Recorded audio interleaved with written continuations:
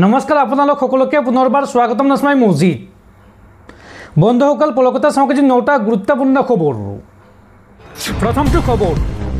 যাৱজ্জীৱন জেল অথবা মৃত্যুদণ্ড হ'ব পাৰে শ্যামকানু মহন্ত আৰু জুবিন গাৰ্গৰ মেনেজাৰ সিদ্ধাৰ্থ শৰ্মাৰ CIDয়ে জুবিন গাৰ্গৰ গোচৰত সংযোজন কৰিলে BNSৰ 103 ধাৰা আৰু এই 103 ধাৰাৰ অধীনত দোষী সাব্যস্ত হ'লে যাৱজ্জীৱন জেল অথবা মৃত্যুদণ্ড হ'ব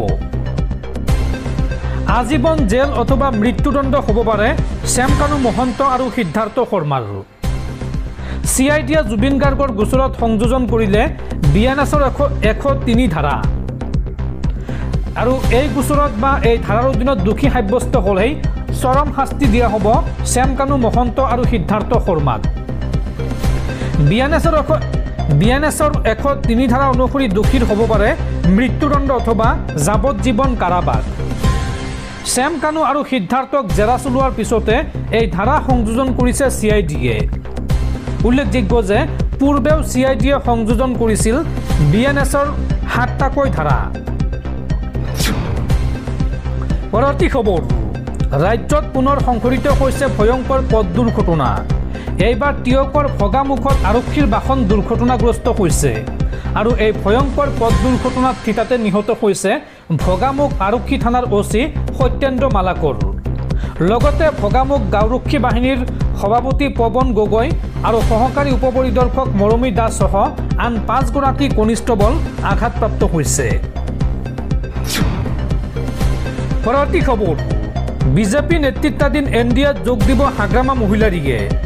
আজি বিজেপিৰ সৈতে মিত্ৰতাৰ চূড়ান্ত সিদ্ধান্ত গ্ৰহণ কৰাৰ সম্ভাৱনা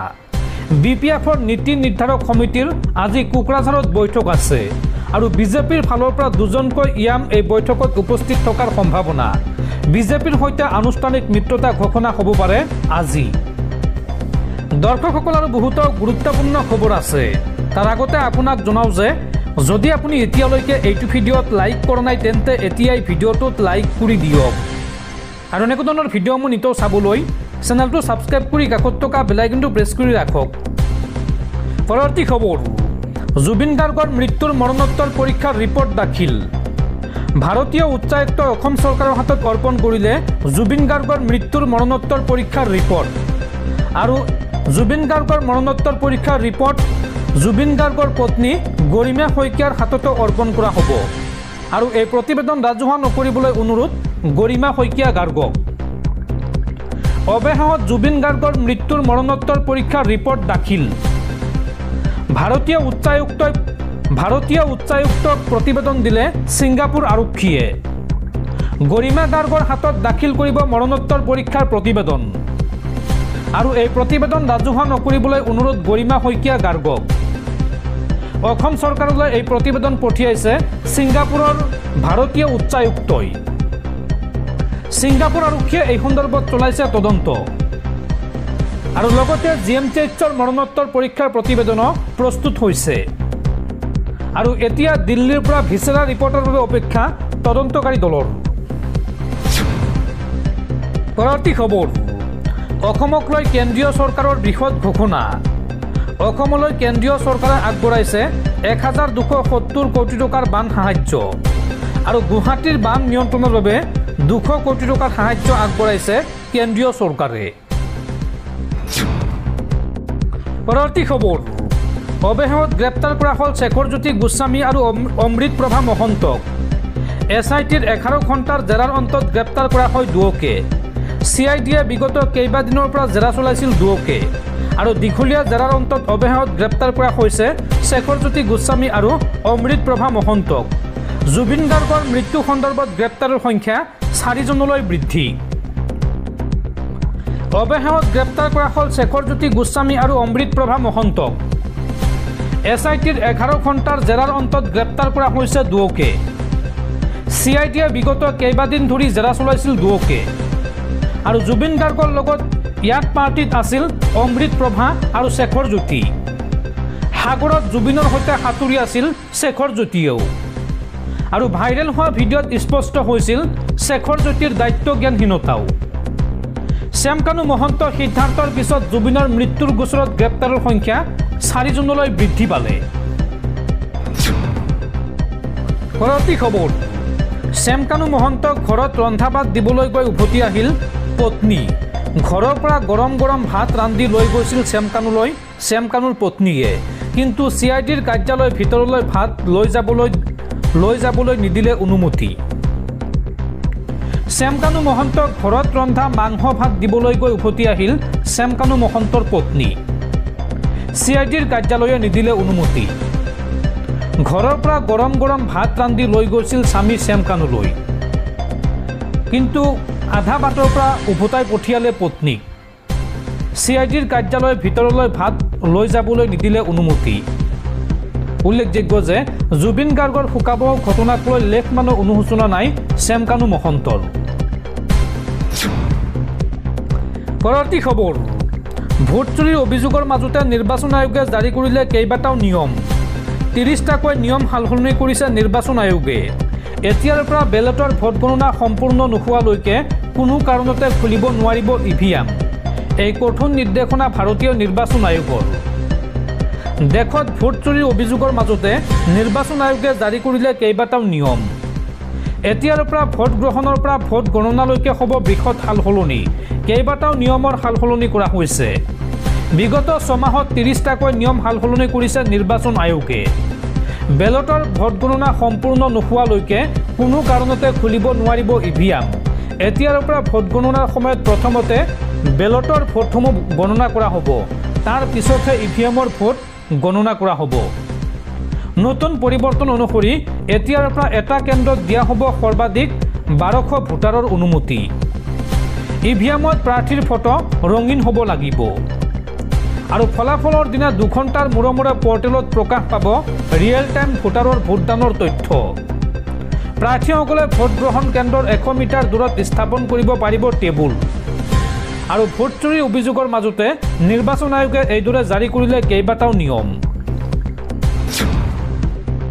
পৰৱৰ্তী খবৰ বিশ্বৰ অন্যতম ধনী অভিনেতা হিচাপে পৰিগণিত হ'ল শ্বাহৰুখ খান $1.4 বিলিয়ন সম্পত্তিৰে ধনী অভিনেতাৰ তালিকাত ছুপাৰষ্টাৰ গৰাকী আৰু ঠিক সেইদৰে ভাৰতৰ আটাইতকৈ ধনী অভিনেতা কিং খান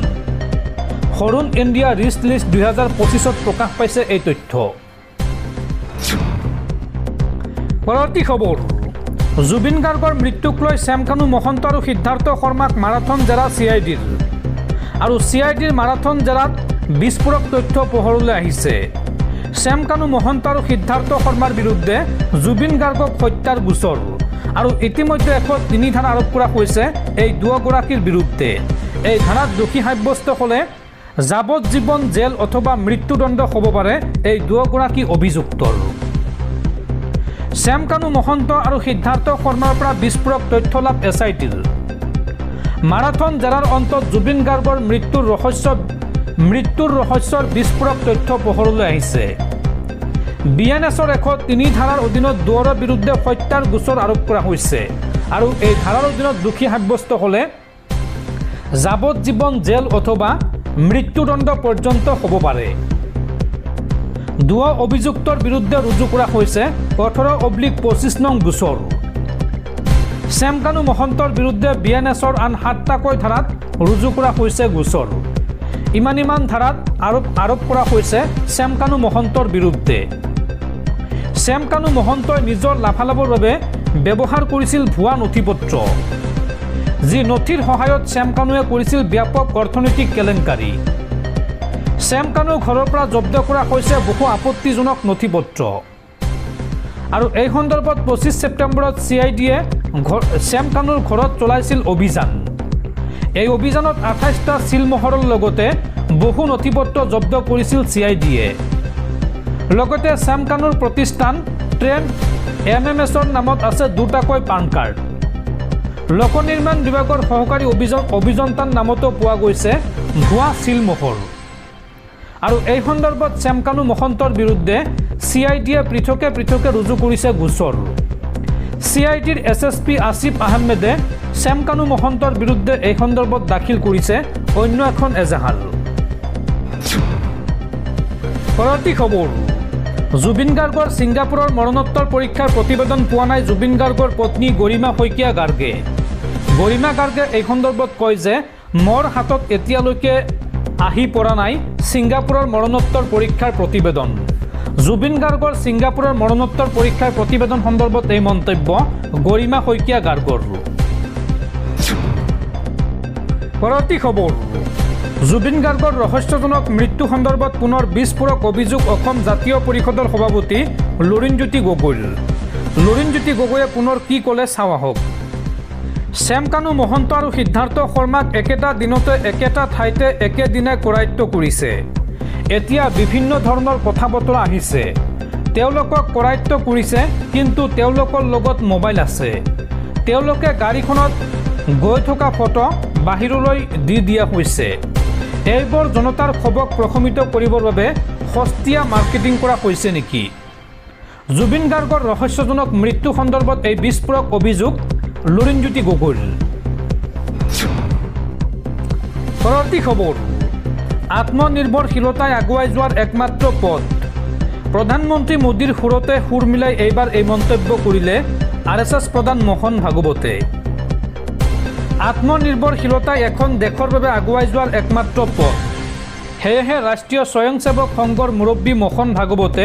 দেশৰ জনতাক উদ্দেশ্যি বিদেশী সামগ্ৰী বৰ্জন আৰু থলুৱা সামগ্ৰী ক্ৰয়ৰ আহ্বান জনাইছে। কিছুদিন পূৰ্বে প্ৰধানমন্ত্ৰী নৰেন্দ্ৰ মোদীয়েও একেধৰণৰ বাৰ্তা দিছিল। এইবাৰ সংঘৰ মুৰব্বীৰ বক্তব্যতো একেধৰণৰ সুৰ শুনা গ'ল। বৃহস্পতিবাৰে নাগপুৰস্থিত RSSৰ মুখ্য কাৰ্যালয়ৰ পৰা বিজয়া দশমী উপলক্ষে ভাষণ প্ৰদান কৰি তেওঁ কয় যে বৰ্তমানৰ পৃথিৱীৰ অন্য দেশৰ ওপৰত ভাৰত নিৰ্ভৰশীল হ'ব নালাগে। ভাৰতে থলুৱা সামগ্ৰীৰ ওপৰত গুৰুত্ব দিব লাগে।